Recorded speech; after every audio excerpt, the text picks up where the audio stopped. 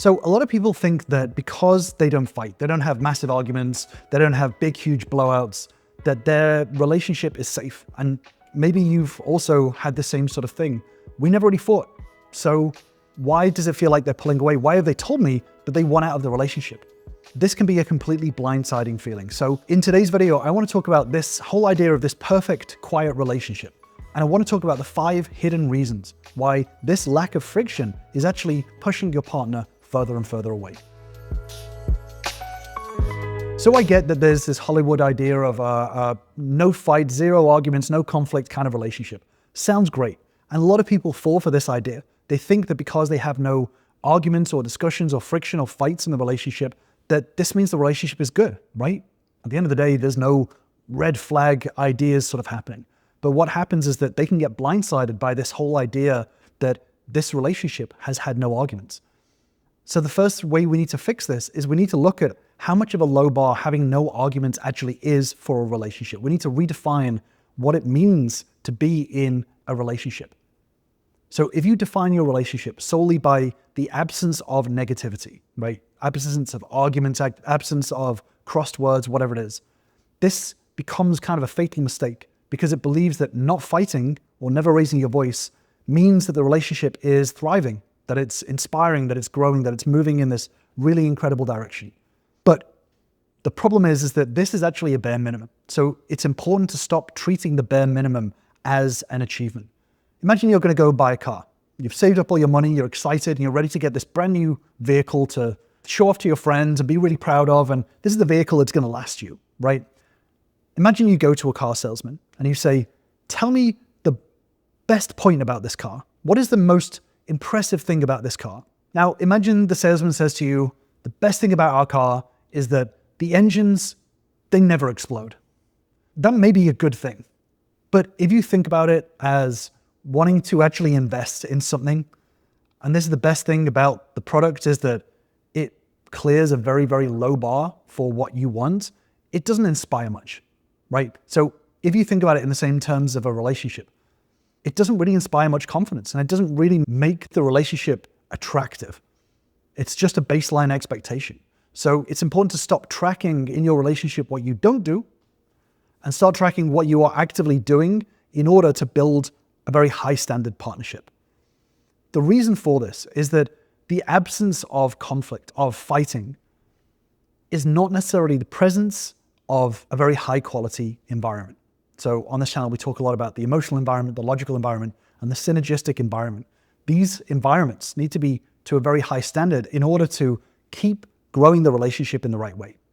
When you set the lowest possible standard as your goal, you almost guarantee failure. But when you raise the standards of how you show up, how you cultivate the relationship in the right way, authentic growth takes over. And the idea of just not having a fight actually becomes so distant that because you're operating on such a high level.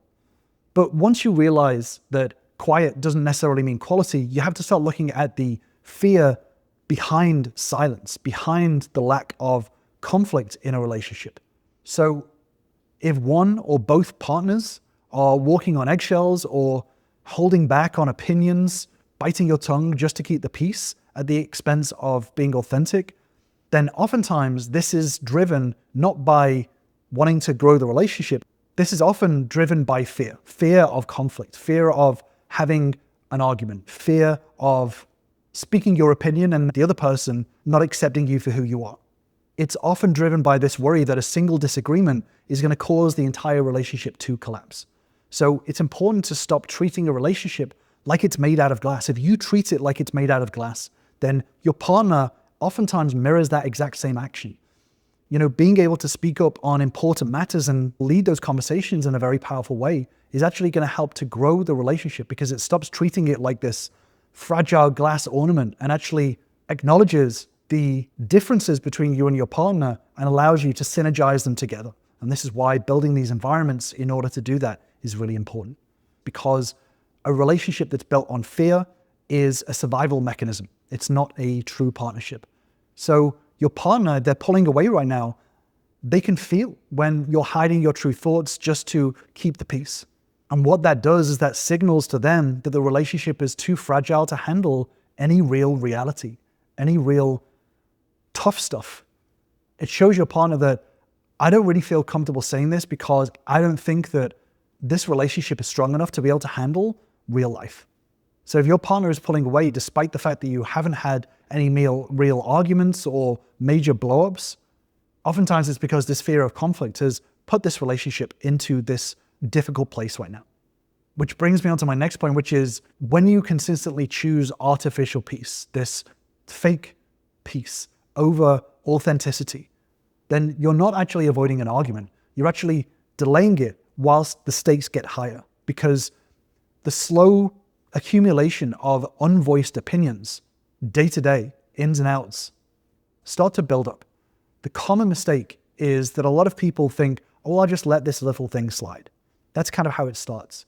So you convince yourself that you're just kind of being easygoing. I'll just let it slide. I won't raise this.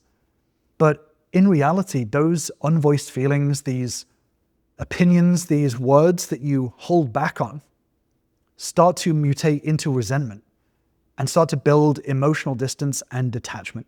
So over time, all of these letting things slide start to build up into, I'm holding my tongue so you don't blow up at me, which actually increases the intensity of your feelings, which increases the chance of a complete blowout later on. So it's important to learn how to express these points of view, these opinions, these ideas within a strong framework for the relationship, raising them despite your fear of what the response may be. You know, this is one of the things that I work on with members, is being able to understand the difference between saying something because it's true and saying something in an effective way. This is very, very different. A lot of people think that, well, I finally let my partner know all of my feelings, and usually it comes out kind of like a fire hose, which actually destroys the emotional environment more.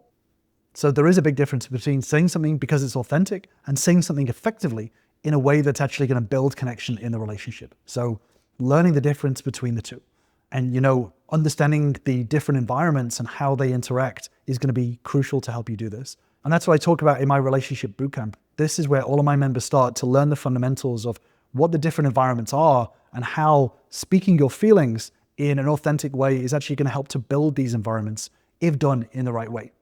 If you do want to join us, I'll leave a link in the description if you want to grab your spot. So disagreements are the natural, healthy byproduct of two individuals. Feelings don't die or change just because you refuse to give them a voice. Not voicing your thoughts and opinions in an effective way means that these things just kind of bury themselves and chip away at the core of the relationship because of the fact that they've not been said out loud in an effective way. So if your partner is pulling away right now, they're not on the way out because of a massive explosion. They're leaving because there isn't the environment to be able to voice these opinions and these thoughts in an effective way. This is why, on this channel, we talk about leading a relationship. This is not about controlling the relationship, but this is leading the standard of the relationship so that you both have a strong process to be able to talk about feelings and build that environment for you both in a healthy way. And when resentment starts to take root, it starves the connection of the one thing that is required to sustain it. So when you think about how not having arguments is such a low bar, oftentimes it means that you keep things at a very surface level. This surface level connection, it kind of masquerades as harmony without healthy conflicts. So not necessarily fights, but strong disagreements, but done in a healthy way. Without that, couples fall into this polite kind of roommate style dynamic where true vulnerability, true depth and connection is completely absent. So it's important to make sure that you stop playing defense, you stop going for the lowest bar and start to lean into this emotional discomfort. Start to initiate conversations about fears, hurts, grand desires, whatever it is. Get out of the safe, superficial conversation zone and start to talk about the stuff that's really important. And you'll start to be surprised at how this alone, initiating these conversations that you may have been worried about causing a fight, actually start to build connection. This is what true healthy conflict is. I've done a deeper dive video on this, which I'll link to on the screen. True healthy conflict is about understanding deeply and sharing deeply the stuff that most people don't talk about. This is what the most successful relationships that I've worked with have done is lead the conversations into the difficult discussions, the difficult topics, but rather than seeing them as a point of disconnection, seeing them as a point of connection for both of you. And if you do it in the right way, this is actually going to bring your partner closer to you rather than pushing them away. So I'm going to leave you with that deep dive video, and I'll see you over there.